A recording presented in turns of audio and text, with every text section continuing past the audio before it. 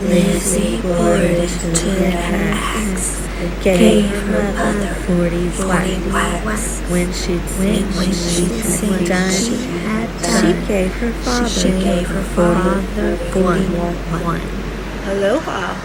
Bonjour. Hi. How you doing? Are you guys ready for a story? I know you've heard the nursery rhyme. All 5 of you. Now, you should learn the rhyme if you don't already know it. Sing it to your kids at night. What's the worst that could happen? I'm fine. I watched scary stuff as a child. No problems here. I want you guys to sit back and chill with me for a little bit. We're going to go back to the 1800s, the late 1800s, and we're going to talk about the Lizzie Borden case. A lot of you know it, a lot of you don't, but today you're going to learn. It's a fascinating case, and there's not anything really paranormal to this case, but it is just absolutely fascinating. I also have a special visitor with me today. This is my son. He's got quarantine here. We've been working from home since March, and he would like to join in on the discussion at times. Come on. Yeah, they can hear you. This is my child. This is Charles Lee Ray. We call him Chucky for short. And we only use his entire name when he's done something really, really bad. Isn't that right, Chucky? Chucky loves the Lizzie Borden case. He would tell you about it himself in person if he could, but like a good mama, I'm quarantining him. Everything is fine. He's a wonderful child. Wouldn't trade him for anything. Alright, Charles, Chucky, I need you to go over there and sit and watch this creepy old show just for a little bit so Mama can get some work done. Thank you. Mwah. Mwah. Yeah. You have to say really nice things about him or he gets pissed. We're calling this series Back That Axe Up because look at the shirt. Trying to be dramatic for y'all. It says Back That Axe Up, and there's a picture of Lizzie Borden on it. And I even did the bare minimum by putting some hatchet clips in my hair. So I do love all 5 of you, and I want you to have a good experience. So I want you to sit back. We are about to head back to 1860 Fall River, Massachusetts. There's nothing about the Lizzie Borden case that is paranormal. In fact, nothing about it is paranormal. It's just a hell of a case. And it's fascinating, and it's morbid, and it leaves you with no closure. So if you like closure, this is not for you. If you are a child, I am rating this one PG-13.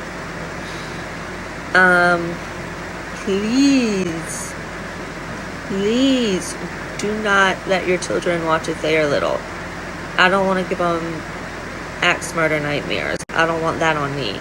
So let's go back to the beginning, back to where the earth, the stars, the sun all align. If you are as old as me, you know that's a Hillary Duff song. But yes, let's go back to the beginning. Let's go back to the birth of Lizzie Andrew Borden. And Lizzie's own father, Andrew Borden, was... Can you go sit down? Charles Lee Ray, go and sit down. I don't want to hear another peep. Children, you know, my God, what do you do?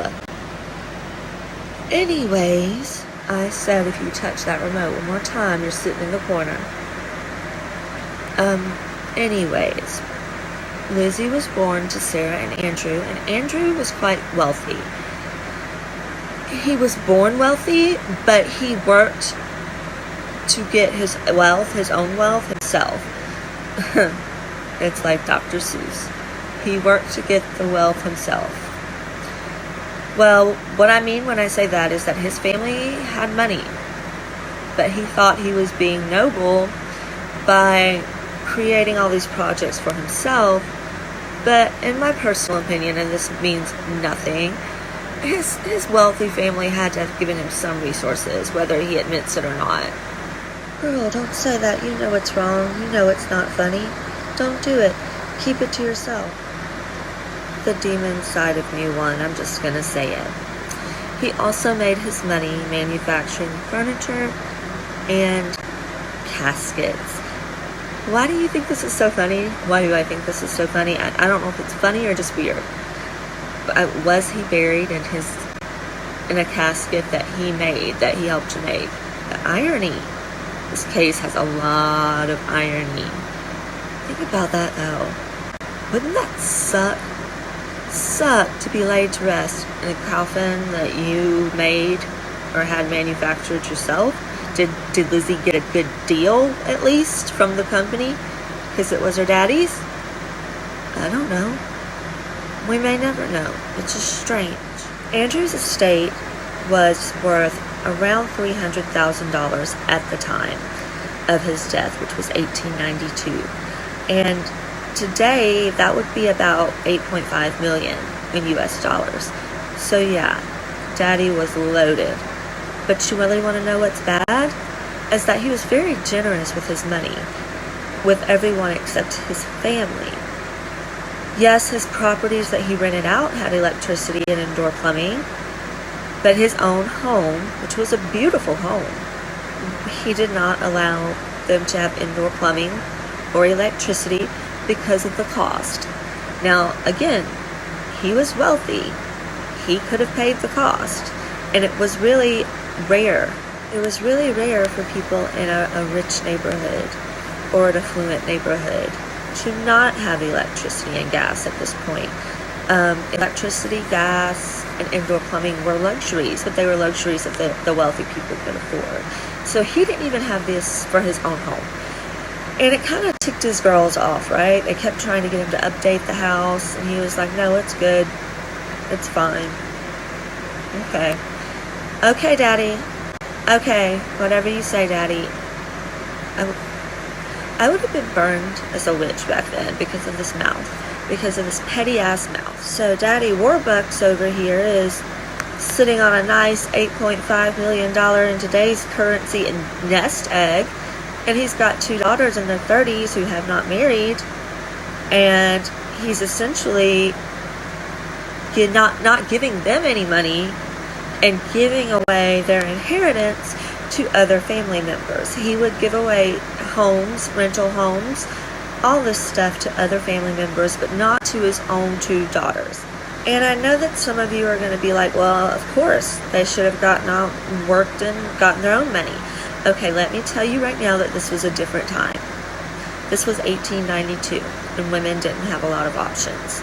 You were either born rich, marry rich, born poor, marry poor, die a spinster, or die with a spouse. You had no independence. And Lizzie was 32 at the time, and she had hit spinsterhood. I hate that. I hate that for her, because I don't buy into that rule at all. But back then, she was considered a spinster, and so was her sister Emma. Now, for the most part, Lizzie seemed to be an amazing person. She was 32 at the time of her father and stepmother's murders, and for a very long time, she had been very into going to church. She was not only a Sunday school teacher, but she also taught immigrant children who came over from other countries. She just seemed to have a really, really good heart, and she loved animals. It did not matter what kind of animal it was. If it was an animal, Lizzie loved it. But she did have one tiny little quirk. Lizzie was a kleptomaniac. Lizzie liked to steal for the joy of stealing. Now, I know we're all sitting here ready to slap her on the hand and condemn her, but again, this is a time when a woman had essentially no right, no money of her own, and was either dependent on her husband or her daddy. But she would steal small things that she really didn't need. So it truly was just for the thrill of it. And a lot of times shop owners would catch her stealing things. Son, Charles Lee Ray, get out of the video now. I'll call Annabelle. Why, yes, I am a social worker. Why do you ask? Back to what we were saying for my sweet, sweet son, and interrupted again, was that Lizzie liked to steal for fun. And it was usually not things that she needed. It was little trinkets. And she would often get caught by the shop owners. And so eventually Andrew Borden would contact the shops all around town and say, hey, if you see Lizzie swipe something, please don't call the cops. Put it on my tab. I will come in and pay it. So this is what would happen. He would come in and pay for the things that Lizzie had stolen. Now, a lot of people are like, oh, maybe he did this because he didn't want his daughter to go to jail. I don't know if that's the case or not. Or an even more selfish reason, maybe he didn't want the embarrassment that would come along with Lizzie being arrested for shoplifting. So what was his motive? Was it to help his daughter or to help himself? I don't know. He can't speak about it. Lizzie can't speak about it. So I'm just going off what I find. Okay, so back to Lizzie being involved in the church. She and Emma were very religious. Again, Lizzie ran the Sunday school and she taught immigrant children. And she was also involved in everything when it came to the church. Lizzie and Emma were always busy and they were known as pretty good women. And they would do anything for the church. So let's say every night of the week they had some kind of church function going on, and you could bet your butt that Lizzie and Emma were there participating in some way. So for a while there is peace in the Borden household because the girls don't feel threatened enough to say anything about the properties that their father gives away or anything. Right now, home life's pretty good. Their mother, Sarah, is still alive, but eventually Sarah dies.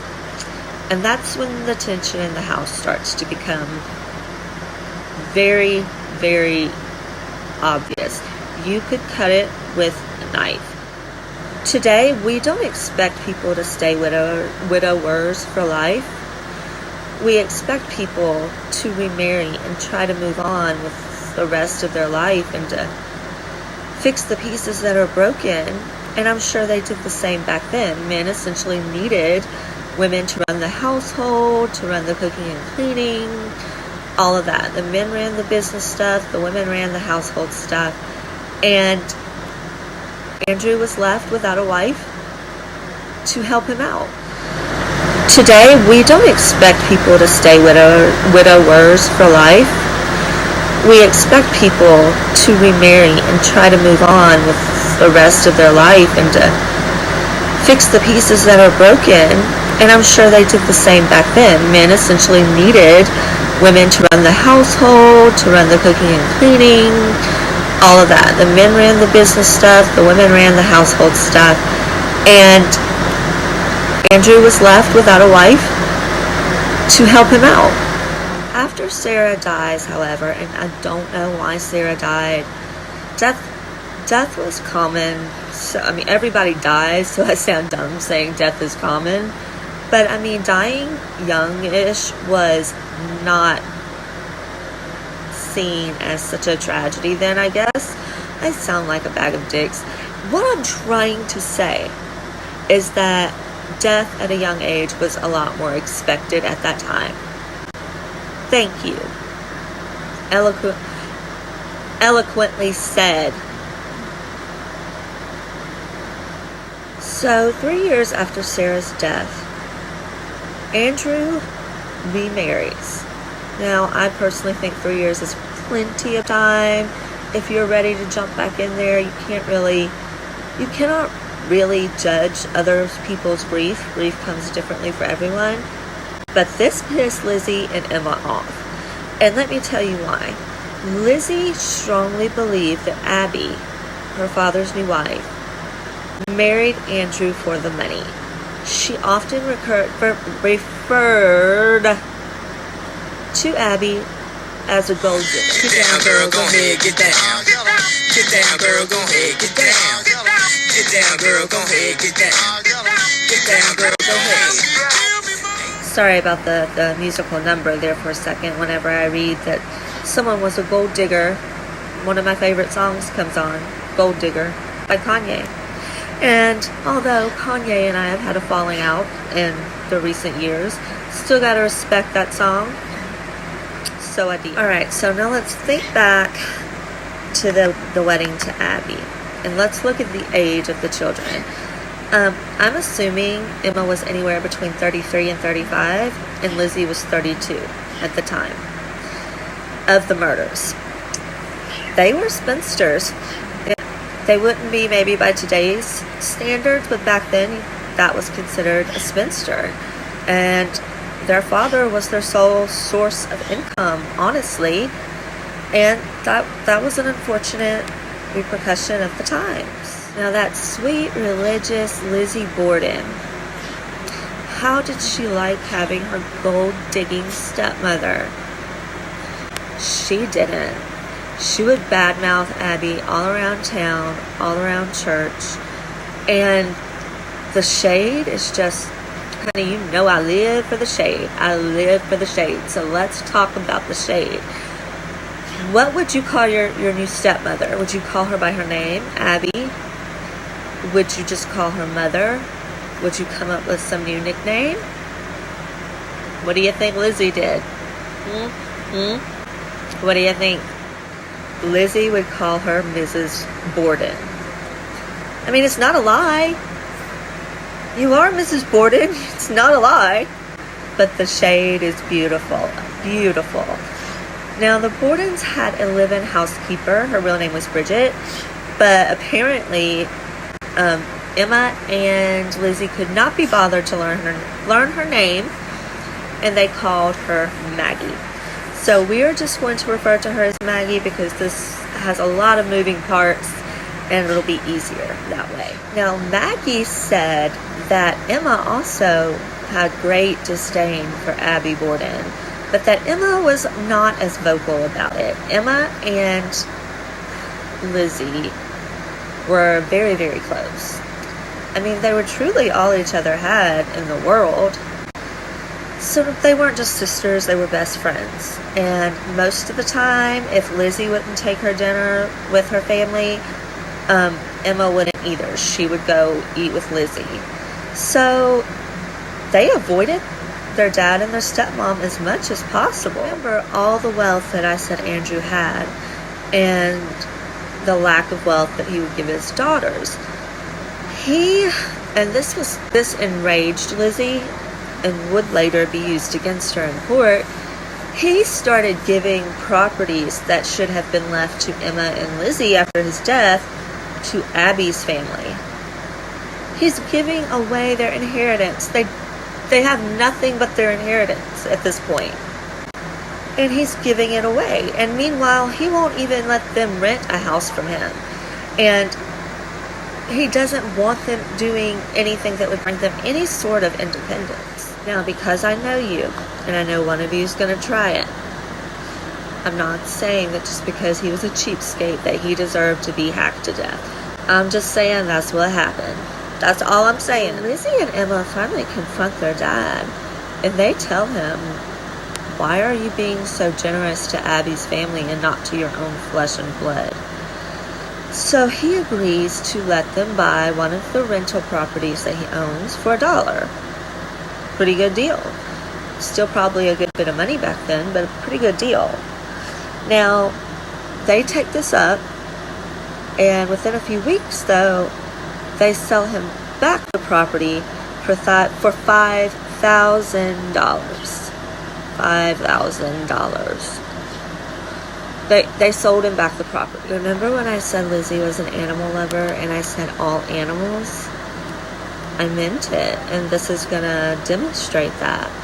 A roost of pigeons had taken up in their barn, and Emma and Lizzie had gotten into the barn and helped these pigeons create their roost, make it so safe, make it warm, made sure they had a way to get in and out. Lizzie was like in love with these pigeons. Cats and dogs aren't the only pets, people. Come on now. Andrew knows his daughter loves these pigeons, and Andrew has watched his daughter pour her time into kind of raising healthy pigeons. To us it might seem silly, but to Lizzie it was something that made her happy, and it was in her heart to help these pigeons, and she was determined that she was going to take care of them. Well, good old Daddy Andrew. I can't even be unbiased here because I'm pissed off at Daddy Andrew as well. Daddy Andrew decides that he doesn't like if the kids from the neighborhood come over and look in their barn to see the pigeons. So what does he do? He gets a hatchet. Again, I tell you, so many things I want to say. Don't do it. They'll say you're a bad human being. Don't do it. Don't do it. You know that's where they're going to take it. Just do it. Just say it. It's not your fault. It's ironic. Live by the sword, die by the sword. Say it. Say it. Alright, we've come to a decision. I'm just going to say it. It's ironic that Andrew Borden goes and hacks up these pigeons. His daughter is hysterical. She's heartbroken. Imagine if your father came in and hacked your dog or your cat to death. That's what these pigeons were to Lizzie. And he used a hatchet, and this hatchet might have been the one that was later used on him. The irony. Not saying he deserved it, but he was a son of a bitch for going and bothering those poor innocent pigeons that weren't doing anything. I don't know what the words that were exchanged between Lizzie and Andrew were, but let's just say the girls both thought it was best that they take an extended vacation for a few weeks in New Bedford. So the girls go on this vacation. I don't know where. I don't know if it was a relative. It could have been so many things. Sometimes they'd call like going to a mental institution, a vacation, or you know what I'm getting at. We don't know where they were at. But when it was time to come home after a few weeks, Emma goes straight to 92 2nd Street, which is their home. Now, while Emma decides, once they return from this extended vacation, that she's going to go ahead and head back home, Lizzie, on the other hand, decides that she would rather spend a few days in a local boarding house than go back to 92 2nd Street, which was her address at the time, because she was still so upset with her father. But eventually, after a few days, Lizzie did come home. And when she came home, the week before the murders, she found that her maternal uncle, so basically Sarah, her biological mother's brother, was there. And he had been talking business with Andrew and staying in the home for a few days at this point. He was apparently trying to strike up some business deal with Andrew, and something went wrong and he left pissed off. He left very pissed off. I don't know whether he was trying to get some of Sarah's estate, maybe. Like I said, anything a woman had was under a man's name at that time. So he stormed off, and he was mad. He was scary mad. Let me point out that the whole time he's been staying with his family this last week, they have been all so sick with a stomach bug. Every time they eat, they get sick. Now, Abby was starting to suspect something. Abby was like, I think someone might be trying to poison our food. And we're all sitting here sick. You know what kind of sick I'm talking about. And some of the symptoms that were described do make me think that maybe they were being slowly poisoned with arsenic. Maybe whoever had slipped the drug into their food was trying to kill them cleanly like that. but it was just taking too long. I don't know. And after the uncle left, they noticed that the sickness stopped. So that led more credibility to Abby's worry that maybe they were being poisoned. And then maybe it was Sarah's brother who had been doing the poison. I can't say for sure, but they did get better. And this was all within the week of their death. Well, one day, Lizzie comes back home from doing some kind of church seminar. It's got to be church related. She comes home and she sees that her uncle is there again, and he's going to spend the night tonight, talk business with Andrew again in the morning, and then leave. I kind of want to break down the way this house was set up to you. It had the usual living room, dining room, kitchen, sitting room, parlor, downstairs. Second floor was where the family stayed and where the guest bedrooms were. And the third floor was where Maggie lived. Okay? You got that? First floor, second floor, third floor. You think you can follow that? Good, because you're going to need to. So Emma is staying, I believe, with a relative on the night of August 3rd. And Sarah's brother comes back to try to renegotiate business with Andrew. I don't know how it went. Nobody really saw what happened. Lizzie and Maggie both just said that Sarah's brother left very pissed off and that he slammed the door on the way behind him and said he was going to go to town and buy a pair of oxen. I'm sitting here not truly comprehending what it would be like to say, I have to go pick up a pair of oxen this afternoon. It's just weird. Like, I know that's how they mostly got around, and they needed them for the farm, and cattle was expensive. It's just weird to me, and it's probably just a generational thing. Now, this was on August 4th, 1892, and this is the day that Abby and Andrew Borden were murdered. So around 9 a.m., Sarah's brother left the home. He was apparently unhappy, and Andrew was unhappy. Whatever deal they had been hoping to make was looking like it was not going to happen. So Sarah's brother left around 9 a.m. to go pick up the oxen. And around 9 a.m. to 10:30 a.m., Andrew would go on a morning walk. So this is what he does. He decides he's going to go for his morning walk. So then there is no one in the house, supposedly, except for Maggie and Abby and Lizzie. Now, because they only had one housemaid, poor people, cleaning up the guest bedroom was Lizzie or Emma's responsibility. Emma was not there that day, and I don't know what made Sarah decide that she was going to do it, but Sarah Abby decided did she decide was that she was going to clean guest the bedroom. upstairs guest room. And that is where Abby is later found dead in the guest bedroom. So around 10:30, Andrew comes home from his walk, and he is trying to use his key on the front house door, and the key's not working. The key's not fitting. So he starts knocking. And he's knocking pretty loud, and Maggie's on the other side of the door, and Maggie's like, I'm trying to get it open. Apparently the door had been jammed.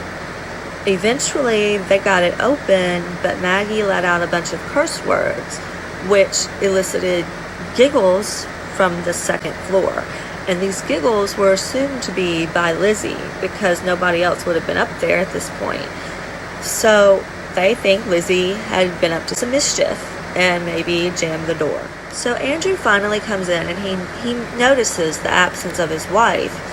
So he asks Lizzie, hey, where's my wife? Where's Abby? And Lizzie says, oh, she went to visit a sick friend this morning. And Maggie says there was never a message or anything sent for her to go care for a sick friend that morning. But Andrew didn't see this as suspicious.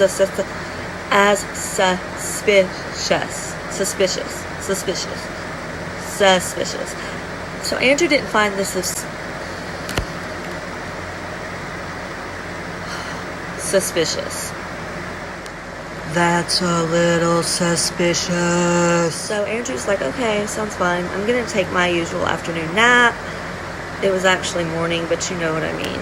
And Lizzie was like, here, Dad, let me help you.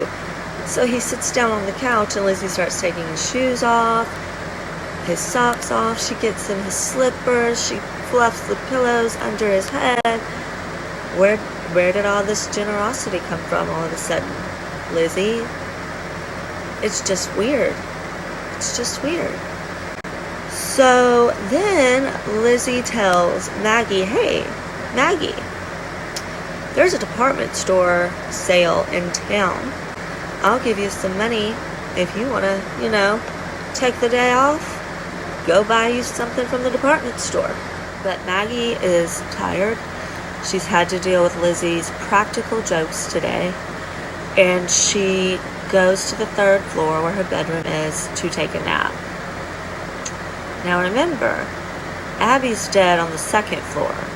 And what's strange about this is that anybody who had been on the 2nd floor would be able to see Abby's body from the landing. And Maggie had been up and down the 2nd floor several times that day. And on the way up to the attic, to her own bedroom, she should have been able to see Abby's body. If Lizzie was up there hiding and laughing because she had jammed the door to the house, she was seeing Abby's body. But nobody was reporting seeing Abby. She was supposedly with a friend. So Maggie's like, nah, y'all done made me tired. I'm going up to the 3rd floor. I'm taking a nap. Leave me the hell alone. I can't blame you. I cannot blame you, Maggie. I feel you. Well, Maggie gets like 3 seconds of shut-eye before she suddenly hears Lizzie scream. And I quote, Maggie, come quick. Father's dead. Somebody came in and killed him. Okay. Abby came down. What are you going to do? Now, whoever had killed Andrew had just done it because his wounds were still freely bleeding and his body was still warm to the touch. So this was a recent event. And how did Lizzie get to him so fast? And why did she just assume someone's come in and killed him? Well, Maggie's like, holy, this is not what other job duties meant when I signed the contract to work for this family. This is outside of the normal scope. Then, on top of Andrew's body, not literally on top, but added on to the freaking crappy day this family's having, somebody finally notices that Abby is upstairs dead in the guest room. Now, Abby had been hit, let's see, 17? They want to say 17, but they aren't so sure. 17 times in the face and in the head. And basically, this was gone. It was a hot mess. There was no saving her. So, the police are sent for, and the investigation begins. So I'm going to leave it there for this part 1. I don't know how many parts it's going to be, but we're going to leave it off with the victims, and we're going to start with what the police see.